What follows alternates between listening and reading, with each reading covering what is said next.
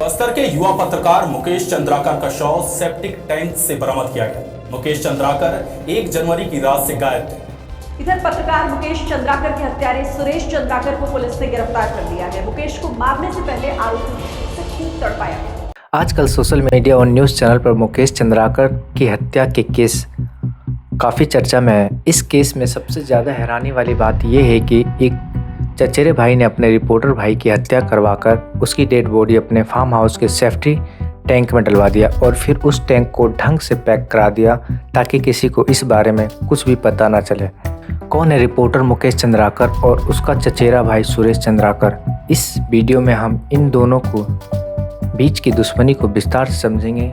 कब, कैसे और क्यों मुकेश चंद्राकर की हत्या हुई, ये सभी सवाल हम इस वीडियो में डिस्कस करेंगे। नमस्कार दोस्तों, मैं हूं आपका होस्ट सूरज और आप देख रहे हैं सूरज बोल, जहां हम आपको देश के सबसे कंट्रोवर्सी मर्डर मिस्ट्री केस के बारे में बताते हैं। तो आज हम मुकेश चंद्राकर केस पर बात करेंगे। चलिए इस केस को विस्तार से समझते हैं और देखते हैं कि क्या था इस मिस्टीरियस मर्डर के पीछे का सच।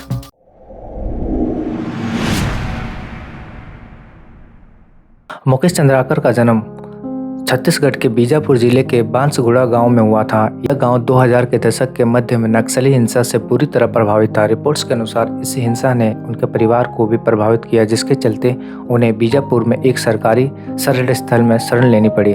मुकेश का बचपन बेहद संघर्षपूर्ण रहा। उसके पिता का निधन तब हुआ जब वे बहुत छोटा था। इसके बाद मुकेश और उनके बड़े भाई युकेश की परवरिश उनकी माँ ने की। उनकी माँ, जो एक आंगनबाड़ी कार्यकर्ता थी, ने तमाम कठिनाइयों के बावजूद अपने दोनों बच्चों को पढ़ाया और आत्मनिर्भर बनाया। हालांकि साल 2013 में कैंसर की वजह से उनकी माँ का भी निधन हो गया। इस घटना ने मुकेश और उनके भाई को पूरी तरह से अनाथ कर दिया, लेकिन इन विषम परिस्थितियों के बावजूद मुकेश ने हार नहीं मानी। मुकेश के एक करीबी दोस्त ने बताया कि उन्होंने अपनी मां को बचाने की हर संभव कोशिश की, लेकिन आर्थिक तंगी के कारण वे असफल रहे। उनके पास इलाज के लिए केवल 50,000 रुपये थे। दोस्तों ने भी बहुत मदद की, लेकिन यह पर्याप्त नहीं था। मुकेश के दोस्त ने याद करते हुए बताया कि एक बार उन्होंने कहा था कि उनका परिवार उनके बचपन में दूध तक खरीदने के असमर्थ था। उन्होंने यह भी साझा किया कि मुकेश अपनी मां से बहुत प्रेम करते थे, लेकिन बीजापुर में हालात इतने खराब थे कि उनकी मां ने मुकेश को बेहतर भविष्य के लिए दंतेवाड़ा भेजने का फैसला किया ताकि वे अपनी पढ़ाई पूरी कर सकें। दंतेवाड़ा में पढ़ाई के साथ साथ मुकेश ने अपनी आजीविका के लिए कई काम किए। उन्होंने महुआ शराब बेचने से लेकर बाइक मैकेनिक के तौर पर भी काम किया। इन कठिनाइयों के बावजूद मुकेश ने हर चुनौती को स्वीकार किया और अपने जीवन को आगे बढ़ाने का प्रयास जारी रखा। मुकेश ने तमाम चुनौतियों का सामना करते हुए पत्रकारिता में अपने अलग पहचान बनाई। उन्होंने कठिन परिस्थितियों में पढ़ाई पूरी की और अपने बड़े भाई युकेश चंद्राकर के साथ मिलकर पत्रकारिता की शुरुआत की। उनकी पहली नौकरी न्यूज़ 18 में थी, जहां से उन्होंने अपने करियर की नींव रखी।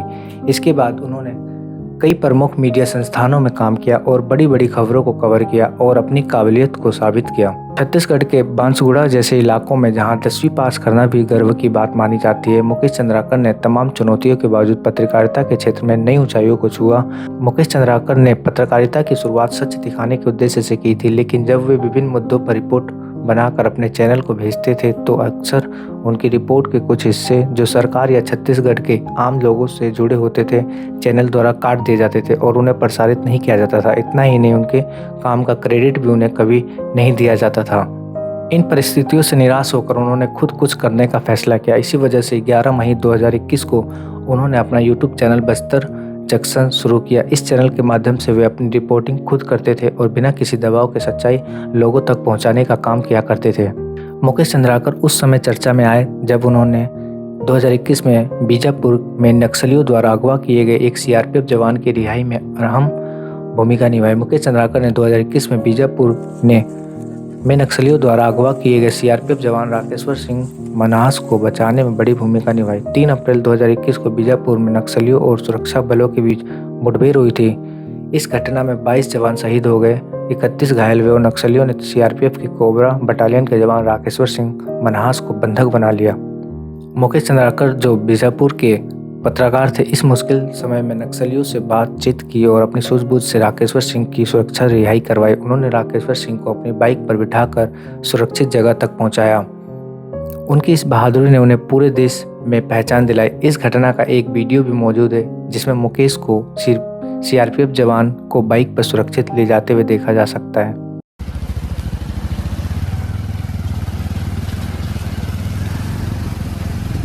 अब समझते हैं कि रिपोर्टर मुकेश चंद्राकर की हत्या किसने और क्यों की। मुकेश चंद्राकर ने बीजापुर के गंगालूर से नीलसनार तक बन रही सड़क में हो रहे भारी करप्शन का खुलासा किया था। उनकी रिपोर्ट 24 दिसंबर को एनडीटीवी में प्रकाशित हुई। इसमें बताया गया था कि इस सड़क में निर्माण कई गड़बड़ियां हैं। सिर्फ 1 किलोमीटर के हिस्से में 35 गड्ढे मिले और सड़क बनाने में इस्तेमाल हो रही सामग्री की गुणवत्ता भी बेहद खराब थी। ये सड़क 120 करोड़ रुपए के बजट से बनाई जा रही है, जिसकी कुल लंबाई 52 किलोमीटर है। अब तक 40 किलोमीटर का काम पूरा हुआ है। मुकेश की रिपोर्ट छपने के बाद जगदलपुर लोक निर्माण विभाग PWD ने मामले की जांच के लिए एक कमेटी का गठन किया। इस रिपोर्ट में बीजापुर के कलेक्टर संबित मिश्रा का बयान भी शामिल था। उन्होंने कहा कि लोक निर्माण विभाग PWD को सड़क निर्माण का काम बेहतर गुणवत्ता के साथ करना चाहिए, जिसकी वजह से ठेकेदार सुरेश चंद्राकर के खिलाफ लोक निर्माण विभाग PWD ने सख्त कदम उठाए। PWD ने सुरेश चंद्राकर का एक क्लास ठेकेदार लाइसेंस को रद्द कर दिया है। इसके अलावा लोक निर्माण विभाग PWD ने सुरेश चंद्राकर के फर्म के बीजापुर जिले में चल रहे 3 बड़े सड़क निर्माण परियोजनाओं के ठेके रद्द कर दिए। इन परियोजनाओं में नीलसनार से गंगालूर के बीच लगभग 32 किलोमीटर लंबी 2 लेन सड़क का निर्माण, जयगुर से तुमनार के बीच 11.20 किलोमीटर लंबी सड़क का निर्माण और कुटरू से फरसेगढ़ के बीच 12.6 किलोमीटर लंबी सड़क का चौड़ीकरण और मरम्मत का काम शामिल था।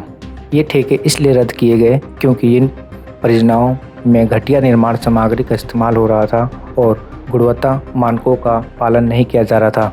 विभाग ने इन कार्यों में अनियमितताओं और भ्रष्टाचार को देखते हुए ये कड़ा कदम उठाया।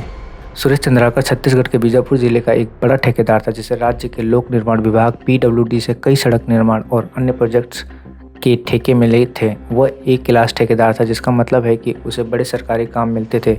उसकी फर्म बीजापुर में कई सड़कों के निर्माण और मरम्मत का काम किया करती थी। लेकिन 24 दिसंबर 2024 को जब रिपोर्टर मुकेश चंद्राकर ने ठेकेदार सुरेश चंद्राकर द्वारा सड़क निर्माण में हो रहे भ्रष्टाचार के बारे में रिपोर्ट प्रकाशित की, तो यह रिपोर्ट सुरेश चंद्राकर के लिए बहुत चुभ गई। रिपोर्ट में सड़क निर्माण में घटिया सामग्री और अनियमितताओं का खुलासा किया गया था, जिससे ठेकेदार की छवि पर सवाल उठने लगे। इस रिपोर्ट से सुरेश चंद्राकर काफ़ी गुस्से में आ गया था, क्योंकि उनकी फर्म की साख और कामकाज को लेकर गंभीर आरोप लगे थे। बल्कि सुरेश चंद्राकर रिपोर्ट मुकेश चंद्राकर को चचेरा भाई था। इन दोनों में बिल्कुल नहीं बनती थी। रिपोर्ट प्रकाशित होते ही सुरेश चंद्राकर ने रिपोर्टर मुकेश चंद्राकर को धमकाना शुरू कर दिया। मुकेश को समझ में आ गया था कि उनके सामने खतरा बढ़ सकता है, लेकिन फिर भी उन्होंने अपनी रिपोर्टिंग जारी रखी और करप्शन को उजागर करने का काम किया। अचानक मुकेश 1 जनवरी की शाम को लापता हो जाता है। 1 जनवरी 2025 की शाम तक मुकेश चंद्राकर को बीजापुर के मेन मार्केट की एक CCTV फुटेज में देखा गया। यह आखिरी बार था जब किसी ने उसे देखा। उसके बाद से वह अचानक लापता हो गया। घर के लोगों ने उसे कॉल किया, लेकिन उसका फ़ोन स्विच ऑफ था। यह बेहद अजीब बात थी, क्योंकि मुकेश बिना बताए कभी नहीं जाता था। शाम होते होते मुकेश के परिवार में बेचैनी बढ़ने लगी। हालांकि यह सोच कर कि 1 जनवरी का दिन है और शायद वह दोस्तों के साथ पार्टी कर रहा होगा, परिवार ने खुद को शांत रखने की कोशिश की। उन्होंने मान लिया कि उसका फ़ोन शायद डिस्चार्ज हो गया होगा। लेकिन जैसे जैसे रात बीती और सुबह हुई, मुकेश का अब तक कोई सुराग नहीं मिला। सुबह होते ही मुकेश का बड़ा भाई युकेश चंद्राकर और उसके दोस्त नज़दीकी पुलिस स्टेशन पहुंचे और उसकी गुमशुदा की रिपोर्ट दर्ज करवाई। पुलिस ने तुरंत अपनी जांच शुरू की और मुकेश के परिवार और दोस्तों से पूछताछ शुरू कर दी। पूछताछ के दौरान मुकेश के सहकर्मी और साथी पत्रकारों ने एक महत्वपूर्ण जानकारी साझा की। उन्होंने बताया कि मुकेश का हाल ही में ठेकेदार सुरेश चंद्राकर से तीखा विवाद हुआ था। मुकेश ने सुरेश के खिलाफ सड़क निर्माण में करप्शन को लेकर एक रिपोर्ट प्रकाशित की थी, जिसके बाद दोनों के बीच तनाव बढ़ गया था।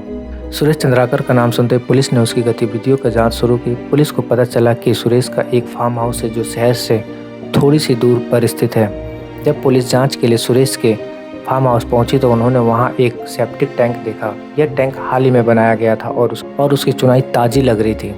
टैंक को देखकर पुलिस को शक हुआ, क्योंकि यह स्पष्ट था कि इसे हाल ही में जल्दीबाजी में तैयार किया गया था। साथ ही मुकेश और सुरेश के बीच विवाद की जानकारी ने पुलिस का शक और गहरा कर दिया। पुलिस ने अपनी टीम के साथ सेप्टिक टैंक को तुरंत खुलवाने का फैसला किया। जब टैंक खोला गया तो वहां मुकेश चंद्राकर का शव मिला। यह देखकर पुलिस और मुकेश के परिवार वालों को गहरा झटका लगा। शव को देखकर साफ था कि उसकी हत्या की गई थी और हत्या के बाद सबूत छुपाने के लिए उसे टैंक में डाल दिया गया था। और एक बात जो देखो उसके फिर सेप्टिक टैंक में मुकेश चंद्राकर का शव मिलने के बाद पुलिस ने मामले की गहराई से जांच शुरू की और मुकेश चंद्राकर के पोस्टमार्टम रिपोर्ट में पता चला कि उनकी बहुत बेरहमी से हत्या की गई थी। उनका लिवर 4 टुकड़ों में टूट गया था, 5 पसलियां और गर्दन की हड्डी टूट चुकी थी, हाथ की हड्डी भी 2 टुकड़ों में टूटी हुई थी और उनका हाथ बीच में से फट चुका था। सिर पर 15 गंभीर चोटों के भी निशान थे। डॉक्टरों का कहना था कि मरने से पहले मुकेश को बहुत ज़्यादा टॉर्चर किया गया होगा। पोस्टमार्टम करने वाले डॉक्टर ने कहा कि उन्होंने अपने 12 साल के करियर में इतनी खौफनाक घटना पहले कभी नहीं देखी। मुकेश चंद्राकर की हत्या के बाद पुलिस ने ठेकेदार सुरेश चंद्राकर को मुख्य संदिग्ध मानते हुए उसकी तलाश शुरू की। हत्या के बाद सुरेश फरार हो गया था और उसकी गिरफ्तारी के लिए छत्तीसगढ़ पुलिस ने एक विशेष जाँच टीम SIT का गठन किया। हत्या के बाद सुरेश ने अपने फ़ोन को बंद कर दिया और छत्तीसगढ़ से भाग गया। पुलिस ने पहले सुरेश के सभी संभावित ठिकानों पर छापेमारी की, जिसमें उसके घर, फार्म हाउस और अन्य संबंधित स्थान शामिल थे।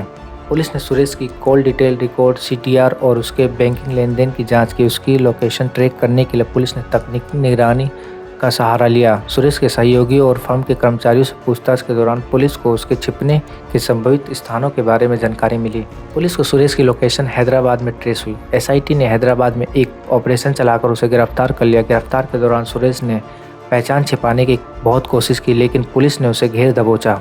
सुरेश को गिरफ्तार करने के बाद पुलिस ने उसे बीजापुर की अदालत में पेश किया। अदालत ने उसे 14 दिन की न्यायिक हिरासत में भेज दिया। सुरेश की गिरफ्तारी के बाद यह मामला छत्तीसगढ़ में भ्रष्टाचार और पत्रकारों की सुरक्षा पर सवाल खड़ा करता है। मुकेश चंद्राकर की हत्या एक चेतावनी बन गई है कि करप्शन के खिलाफ आवाज़ उठाने वालों को किस तरह खतरे का सामना करना पड़ता है। तो दोस्तों, आज के लिए बस इतना ही। अगर वीडियो थोड़ी सी भी इन्फॉर्मेटिव लगी हो तो चैनल को सब्सक्राइब करें और बेल आइकन को दबाना ना भूलें।